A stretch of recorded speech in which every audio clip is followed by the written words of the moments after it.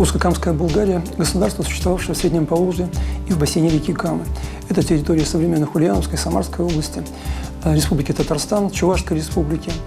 Потомками древних болгар считают себя чуваши, татары, башкиры. И, кроме всего прочего, для этих народов древняя Волжская Булгария – это колыбель их государственности. Что нам известно об этом государственном образовании? Волжско-Камская Булгария – государство, существовавшее в IX-XIII веках в Среднем Поволжье и бассейне реки Камы. Это территории современных республик Татарстан, Ульяновской и Самарской областей, Чувашской республики. Также часть территории республики Башкортостан. Потомками волжских болгар, носителями их языка и культуры, считают современных чувашей, татар и башкир. Эти народы считают ее колыбелью своей государственности. Что нам известно об этом государственном образовании?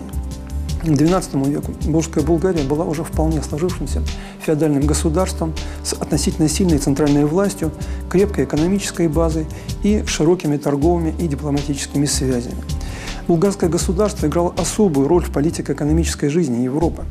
Эти и другие факторы предопределили необходимость использования болгарскими правителями инсигний, то есть знаков власти, олицетворявших их власть и могущество как во внутренней политике, так и в вопросах дипломатических сношений и внешней торговли.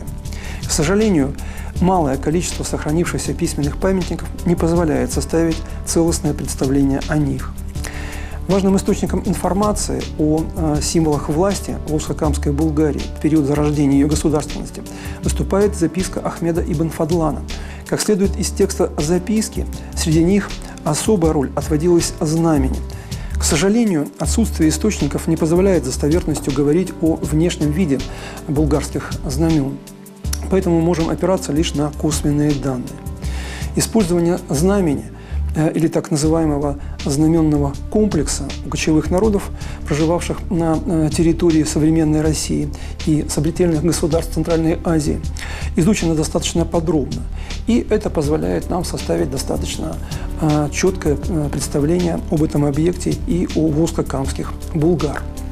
В военно-политической культуре средневековых кочевников Центральной Азии для обозначения знамени, флага, вымпела, штандарта использовалось понятие «туг».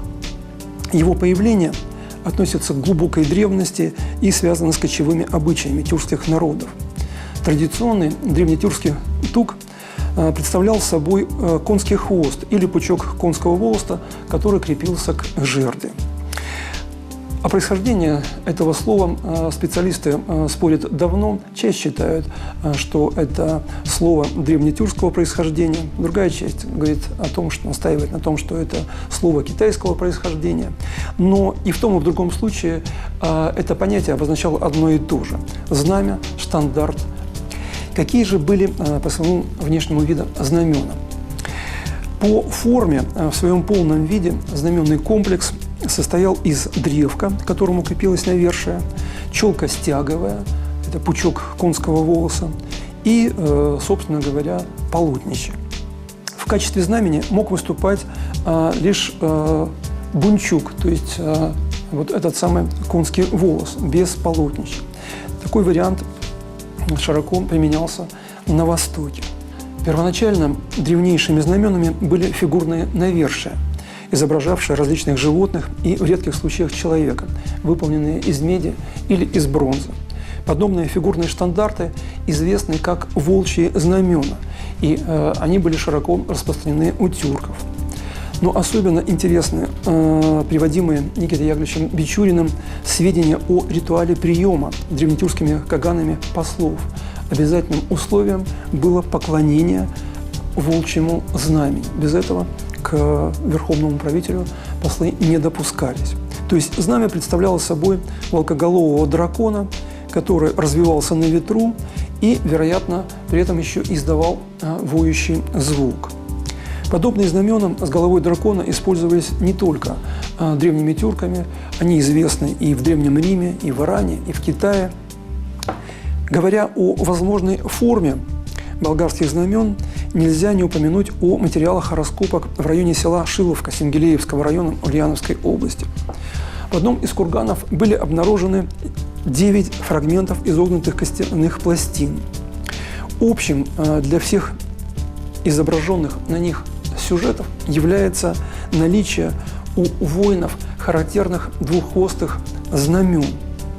Археологи, производившие раскопки, приписывают Шиловскую курганную группу булгарам-кутригурам и датируют это захоронение примерно VII веком.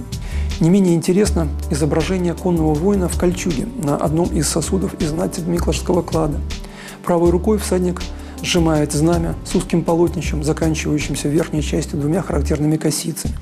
Все сказанное позволяет ставить вопрос, если не о принадлежности, то о преемственности или возможных заимствований внешней формы этих воинских атрибутов волжско-камскими булгарами. Болгарские племена, являясь частью тюркского мира, с его одинаковыми институтами общественного устройства, должны были обладать всеми характерными для кочевнической культуры атрибутами, в том числе и знаменами. Болгарское военное знамя, согласно миниатюре, иллюстрирующей события 1172 года, представляло собой клиновидный кусок ткани красного цвета, который крепился к древку и был увенчан челкой. Однако у вооруженных отрядов печенегов, половцев и у мордвы мы видим точно такие же знамена, то есть говорить о соответствии этого изображения реальному внешнему виду болгарских знамен можно лишь с большой осторожностью. Тем не менее, вероятность использования клиновидной формы боевых знамен волжско-камскими булгарами достаточно велика, потому что такую форму мы встречаем и у других народов. Для выяснения вопроса о цвете болгарских знамен, очевидно, можно опереться на религиозно-мифологические представления тюркских народов, в том числе и булгар. До принятия ислама их верховным божеством являлся бог Тенгри, олицетворявший собой мужское небесное начало, то есть бога Отца. Так вот, голубой и белый цвета в этом культе считались священными и наиболее значимыми.